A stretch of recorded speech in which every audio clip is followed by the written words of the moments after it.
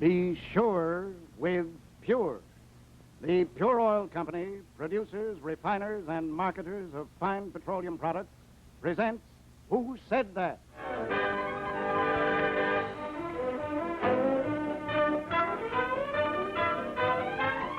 Welcome to Who Said That? Television's sparkling conglomeration of quotes from the week's news and well-known people who should, but sometimes don't know the answer. Now your quotes master, Walter Kiernan. Thank you, and good evening, and a most cordial welcome to you, and a most cordial welcome to tonight's guests of Who Said That. First of all, we have Mr. H.B. Kaltenborn, Dean of News Commentators, who just started a new television program. Give us the times, Kaltenborn. 7:15 on Fridays. On Fridays. We also have Dagmar, Dean of Dagmars, who, not content with being the belle of television, has decided to conquer the intellectual side, starting with Who Said That as of tonight. We have Deems Taylor, eminent music critic and author. Welcome back after too long an absence, Mr. Taylor. And we have Frank Kniff, King Features columnist, and our eminent alternate anchor man. As you know, panel, our questions are in the form of interesting quotations from the week's news. Every time you're unable to tell us who said that, you each have to put $10 in the goldfish bowl, except Mr. Kniff, who, being a wealthy man, is permitted to put $20 in the bowl.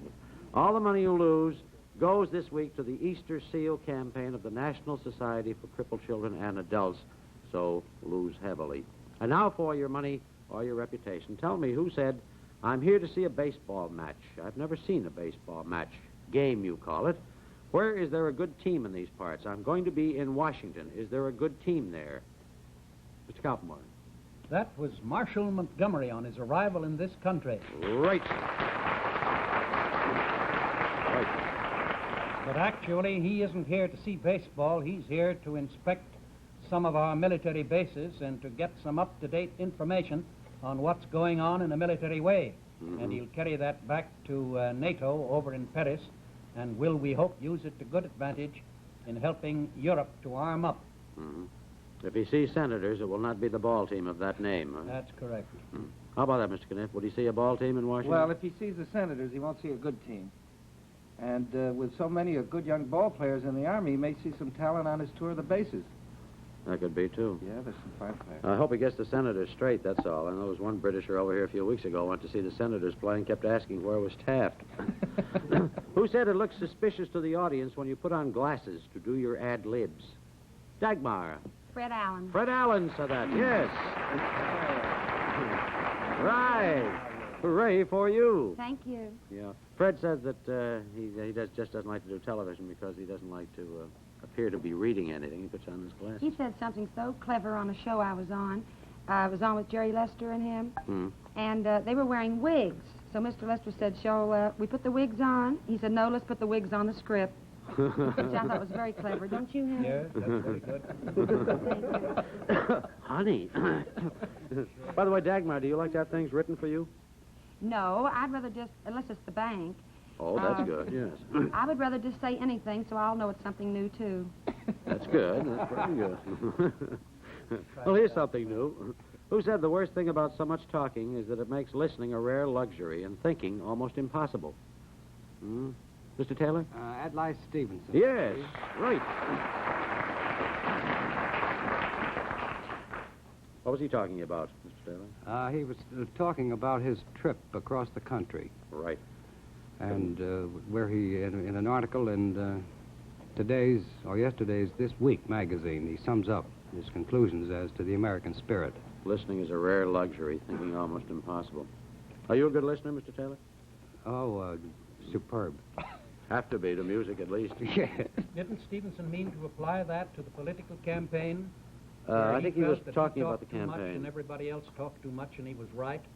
And I hope we're going to cut our political campaigns shorter because they'll be better. There won't be as much fun, though. Well, there'll be more fun for the candidates, and I think a little more for the listeners. I'm not going to discuss politics. Well, in that case, let's pass on to the next subject, which is that so far tonight, our guests haven't missed any questions, but we'll try to collect some money for the Easter Seal campaign by stumping them in just a minute. Well, what have we here? Looks like a hat box? Feels like a hat box? It is a hat box. And folks, that is quite a hat. It's worn by thousands of good citizens in 24 of these United States in business for themselves to help you and your car be sure with Pure. Pure oil dealers are experienced service experts with up-to-date equipment that helps you get the most out of your car. They make a point of giving lots of painstaking personal attention. Go under your hood to see that your oil and cooling system, your battery and fan belt are safe and sure. They check your tires for wear and air pressure, all 5 of them for safety. Doing these things is their business. That's why they do them so well. Count on your Pure Oil dealer for friendly expert service. He's a sure car saver.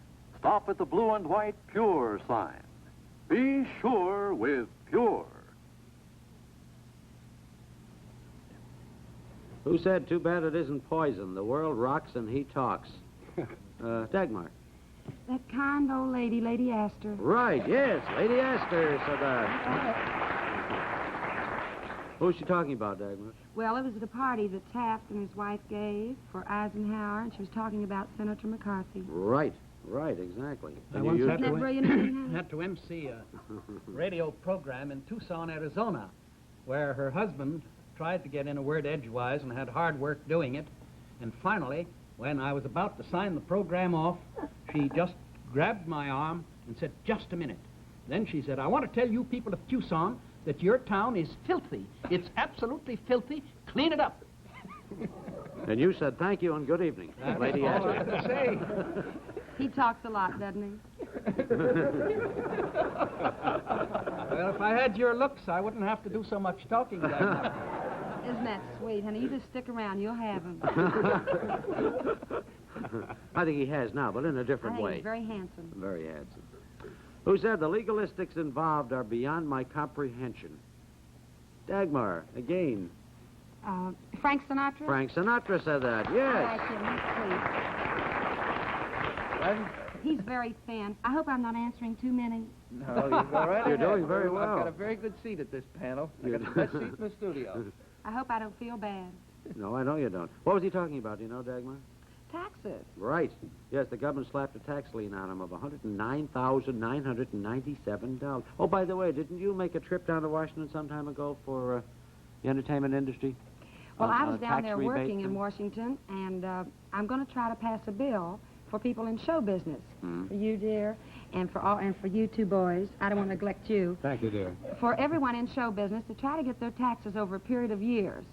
Because they only have from about 7 to 10 years, most of the entertainers. They're not all clever like you. And they have to save their money, you know, if they put over taxes over a period of time. Otherwise, they'll go to the poorhouse. So I'm going to present this bill to Senate and see what I can do for them. Or maybe they can take 10% off the top and put it in war bonds and give it to them. Whatever's fair, I'm for, and I think those little old senators will help me. Won't you, boys? I can't imagine any holdouts myself. Thank you. I think they're all going to the poorhouse in Jaguar cars, though. You think so? I don't have a Jaguar. Dagmar card. Dagmar. Thank you, honey. You're so observant. Who said, who said, all my life I've urged young people to go into the service of their government, but all these things that are happening make me wonder whether it is fair for me to advise them to do so, to subject themselves to criticism, vilification, which is unfounded and unjust. It's a long quote. Mr. Kniff. Well, it's nice to get in on this. That was Senator Lehman. Yes, Senator Lehman of New York. And he was speaking in Washington of some of the charges and countercharges that are aimed at career servants and whether he would urge people to get in or not. Doesn't think he should, no. He's in doubt now, I believe, is the gist He of is, what he said. well, he just turned 75, didn't he? Day before yesterday. Yeah. Well, I'm sure he doesn't mean to prevent young men or to discourage young men from going into the public service. I think what he was trying to emphasize is that there is too much unfair criticism of public servants. Right. And there is, of course. Who said memory is when you look back and the answers float in to who, what, when, and where? It was said some time ago, but it's republished as of about now. Dagmar? Didn't H.V. say it? Carlton Barnes say it? No, I don't think so. Did you, Mr. Not that I remember my own quote. Oh. I thought it sounded like you'd said it. Thank you. You're welcome. That is shameless favoritism. Well, I'm sorry, honey, but I saw his show on television. I might have said it, It's in a Oh. poem. but I didn't. I It's in a should make poem. up with you, I guess. You certainly should. Was it recalled last week in connection with Queen Mary's death? No, I don't think so. No. Mr. Taylor, is that one you know? No, it isn't. Memories when you look back and the answers float into who, what, when, where. No? I know somebody said it. Hmm? I'm firm on that point. Somebody said it. Somebody said it, yes. Yeah, it You're wasn't up to there. H.B. I'm Keltenborn. with you. No. No, it was not Mr. Kaltenborn. Well, looks like we're going to pick up some money here. That was Carl Sandburg. The poem is Scroll. Scroll. Yeah, Anyone Mr. recall Manning, it now? please Oh, I recall it very well. It's in a poem on the dedication page of his new book, Always the Young Stranger. Right. And it's a beautiful poem. And why it escaped me, I was too interested in looking at Dagmar. There That's you what are, I huh? thought. I thought that's what... go. Then I should give you your $10 back. Well, I have a feeling a lot of things are going to escape you tonight. well, This is I not looked like at you, Mr. Dagmar, and that's Kaltenborn. worth $10. Thank you, darling. You have excellent taste. Who said if we are to permit the opposition to ruin the reputation of every person that we elect chairman of the Republican National Committee, no one of any consequence will be willing to serve? Mr. Kaltenborn. Well, I should think it would have been said by Mr. Roberts, who has just been displaced as Republican chairman. No, it was not said by Mr. Roberts. Said about him? Said of him, of course. Yeah. Yeah. Well, then, let's see, who would have said it? Political figure, Yeah. not so well What known. was that again? Mr. Roberts, if we're to permit the opposition to ruin the reputation of every person that we elect chairman of the Republican National Committee, no one of any consequence will be willing to serve. Mr. Kniff? I don't know. No. Mr. That's Taylor? not the opposition's been ruining his reputation. It's been the Republicans themselves out there in Kansas. Governor Landon and his coterie. Mr. Taylor? I wish somebody would guess right. I've got Dagmar, $10 this is the that one I'd you like don't to know. keep. You've been It's, very sharp. Ezra Taft Benson? No. Did Well, you get Dagmar that steer guessed from that. I'm Dagmar? just quoting her. oh, don't be a tattletale now. Now everybody will know. Well, I think you'll have to dig again. That was Oh, well, too goodness. a gentleman named Wayne Hood, member of the National Committee. Oh. He's chairman of the Wisconsin Never heard of him. Gee, State Republican. Nobody ever heard of him. That's a steal. Well, he heard of him, and he's going to be a little angry at you if you didn't hear of him. That's all I can say. I give with a good heart. Mr. Hood said that. All right, who said nobody should expect to be paid for crops he does not grow, goods he does not produce, or work he does not do. When that happens, somebody is stealing from somebody else. Dagmar. Ezra Benson. Yes, He Ezra just told Benson. me. I just told her what she told me on the previous question. Only Well, why she did was- I think he said the other thing? I have no Because idea. you were That's all thinking I of got this anything to thing. say. Was I, honey? Because he didn't say this one, I guess. Yes, the new Secretary of Agriculture. How about that policy, Mr. Kaltenborn? Well, it's a sound policy. Certainly, a man shouldn't expect to be paid merely in order to increase his profit. I can see that the government should step in to prevent a man from experiencing a disaster or to help him to recover from a disaster. And in farming, there are frequent disasters caused by weather, storm, other conditions. But I think we've gone in for a policy of subsidizing farmers to the extent that they are almost charity cases, and the farmers themselves don't like it. And I think Benson represents a new line of thought in the Republican Party which is taking hold and which will result in a sounder farm program. Who said he's shooting a U.S. battleship today and he'll be shooting another battleship tomorrow? Me.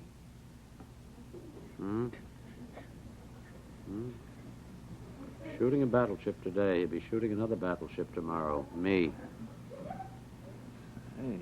May never have been said. I don't know. It's supposed to have been said. Doesn't make good sense. Mr. Kniff, Was that the USS Missouri said that? that said it? Yeah. No. I remember a real good friend of ours on this panel, Bob Considine. He had a great, not a parody, but a great takeoff on... No, not the USS Missouri. Missouri. Nobody knows who said that? He's shooting a U.S. battleship today, and he'll be shooting another battleship tomorrow. Me. Huh? What you said about that. No one knows. More money in the bowl? that. Well, what? Dagmar, were you about to say something? One time I said something about a battleship, but it wouldn't be me. Yeah, it would be you. Aren't you ashamed of It yourself? would be you, yes.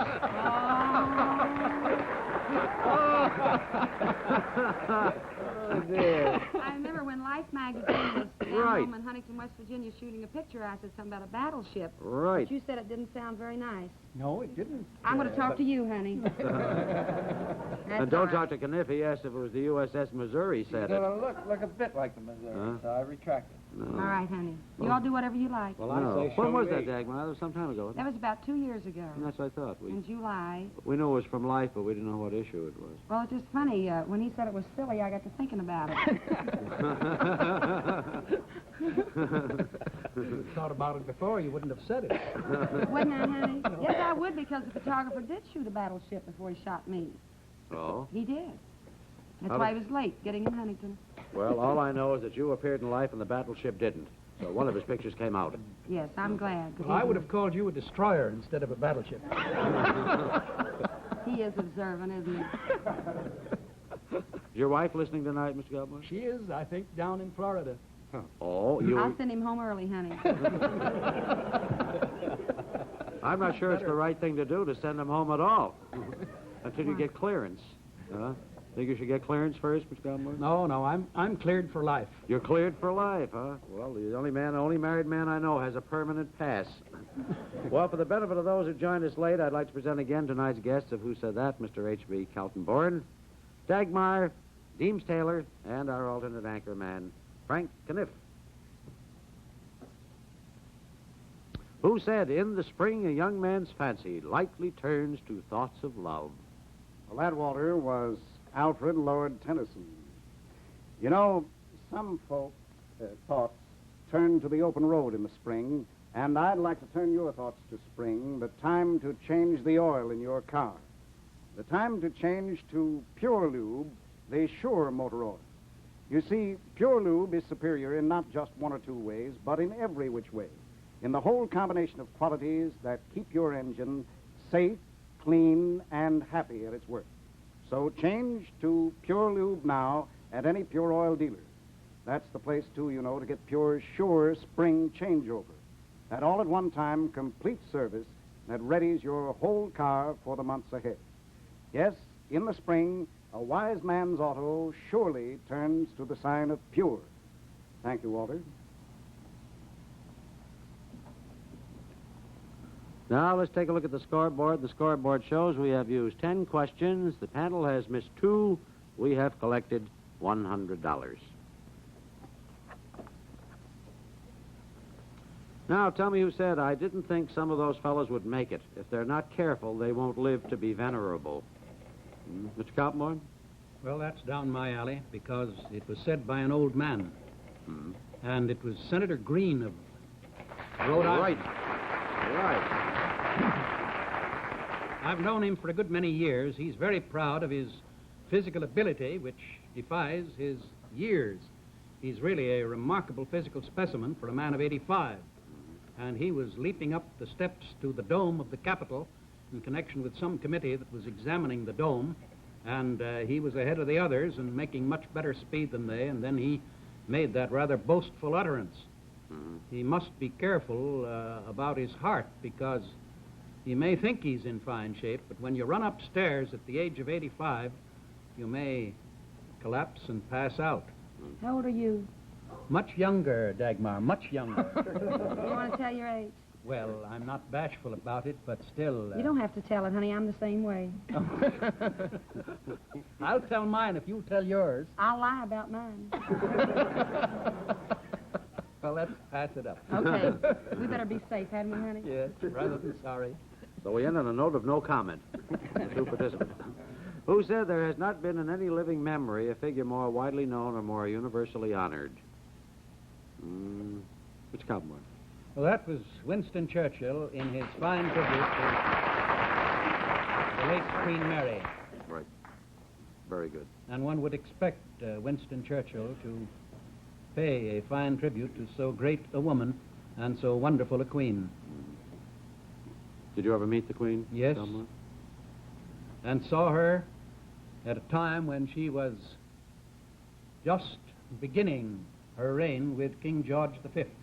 I saw them both in March 1914 in Paris at a gala performance in that beautiful opera house there, where she and King George marched up that beautiful circular stairway of the great Paris Opera with all the lights extinguished and only candles, and the uniformed concierge of the opera walking backwards up those marble stairs ahead of them, and here was Queen Mary with her crown on her head in a beautiful brocaded gown with a long train and two stalwart lines of guardsmen standing on both sides with swords at attention, and it was as magnificent a picture as any that I've ever seen when that royal couple marched up those stairs to go into the foyer of the Paris Opera. And after that ad-lib commentary, we know why you've been in radio for 22 years. What was 32? That was beautiful. 32. May I ask a question? Magnificently done. Mr. Certainly, Taylor. honey. You go ahead. What was the show that night? It was a mixture of one act from each of 5 operas. Sort of a palace theater show. Yeah. May I ask a question, Waller? Obviously. Where was Senator Green? That You there? night? Yeah. Bounding up the stairs of the Capitol, I guess. I don't know. I haven't been to Europe, so I don't know a thing about that. Have you been to the Capitol? In New York, In New York will do. yes, and in Washington, but I haven't been into Europe. Who said this is corny, but it's been proven to me that hard work pays off. I'm the result of almost 20 years of it. Keep punching, keep healthy, take your vitamins, listen, listen, listen, really listen, and you'll learn. Dagmar. Rosalind Russell. Rosalind Russell, yes. Saved you $10. Doing a swell job in a wonderful town. Is that good advice for musical artists, too, Mr. Taylor? Definitely. Hard work. Hard work. Listen, listen, listen. Really listen. Do musical artists pay much attention to critics? Only if the critics are favorable. Oh. Otherwise, they don't. They call it destructive criticism. Oh. None really ever thank you for some tip that you give them? 2 or 3 of the big ones have, yes. When you give me a good write-up, I'll thank you, honey. No matter what I say. Yes, I'll thank you. Because if it's your opinion, that'll be all right. And I'll spell your name right. Thank you. That's the important thing. Yes. Is it? Certainly. Oh, well, I didn't know that. I've never done a musical comedy show yet. I'd like to do I never Daisy reviewed May. one yet.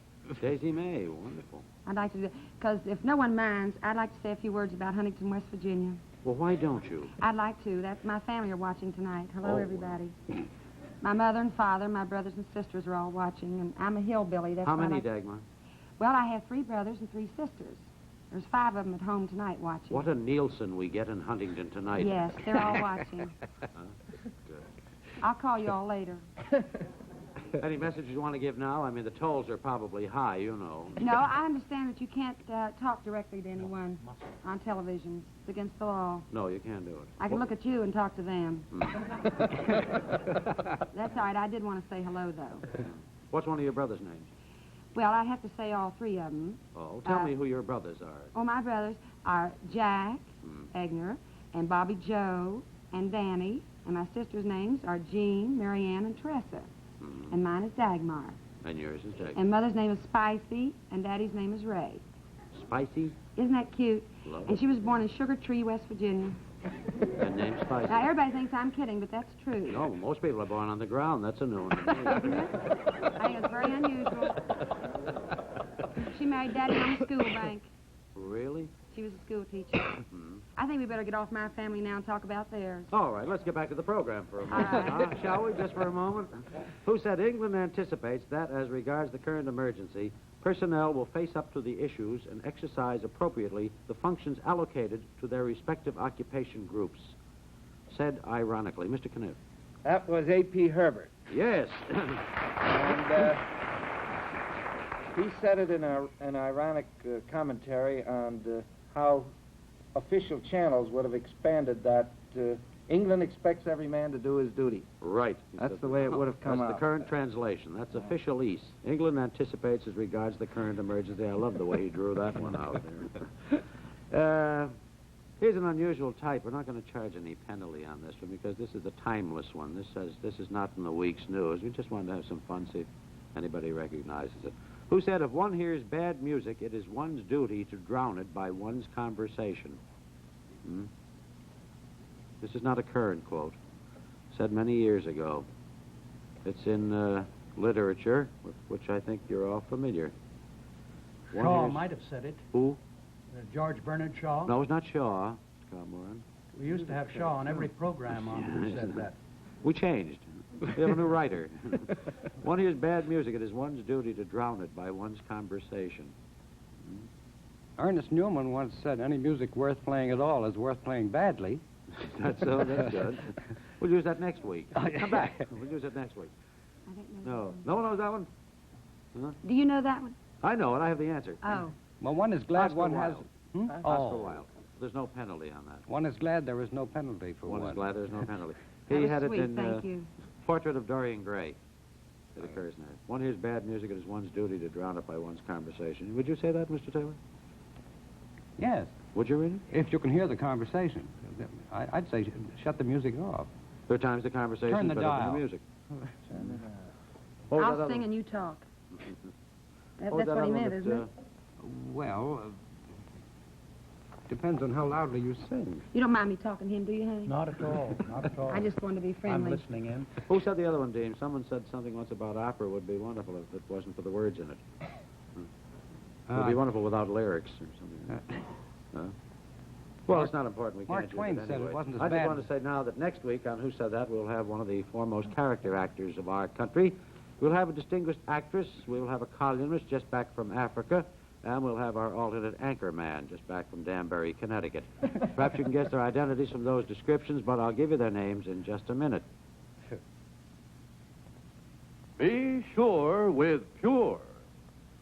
From America's oil wells on faraway plains, by pipelines and tankers and railway trains, from modern refineries then on to you, we keep quality high, so you're right when you buy, when you see, be sure with Pure. Yes, be sure with Pure. For at your Pure Oil dealers, you're not only giving your car the very best products possible, you're giving yourself that sure feeling when you drive. With Pure Premium Gasoline, you can be sure of quick starts on cold mornings and plenty of power when you want it. Pure Premium is the power fuel. Be sure and you'll find driving peace of mind. Be sure with Pure. Next week, our guest will be Charles Coburn, distinguished gentleman of the screen. We will have June Lockhart, distinguished lady of the legitimate stage, and of Who Said That. We'll have Robert Ruark, Scripps Howard columnist, just back from deepest Africa, and Frank and If, as I said, just back from deepest Danbury. Thank you very much, H.V. Kaltenborn, Dagmar, Deems Taylor, and Frank and If, and thank you for the money in behalf of the Easter Seal campaign of the National Society for Crippled Children and Adults. I'll be here again next week to try once more to fill the goldfish bowl. Thank you all for coming. Good night from all of us on Who Said That?